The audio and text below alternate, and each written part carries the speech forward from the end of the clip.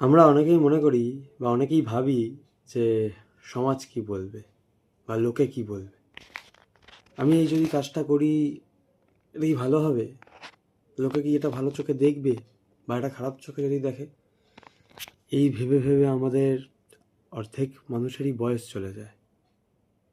তারপর আমরা তখন গিয়ে সেটা রিগ্রেট করি যে ওই সময় যদি আমরা এই কাজটা করতে পারতাম বা আমাদের ওই শখটা যদি পূরণ করতে পারতাম তাহলে খুব ভালো হতো। তা সমাজ কি বলবে বা লোকে কি বলবে সেই দেখে বসে থেকো না বস। লোকে তোমাকে এসে খাওয়াবে না, তোমাকে এসে পড়াবে না, সমাজ তোমাকে এসে খাওয়াবে না, তোমাকে এসে পড়াবে না। তুমি কষ্টে থাকলে সেই কষ্টটা তোমাকেই ভোগ করতে হবে, আর তুমি আনন্দে থাকলে সেটা তোমাকেই ভোগ করতে হবে।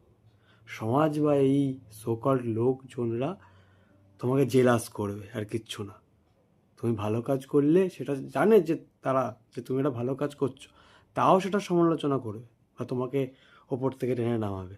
আর তুমি যদি খারাপ কাজ করো তাহলে তো বইই গেল, তারা তো গোষ্ঠী উদ্ধার করে দেবে।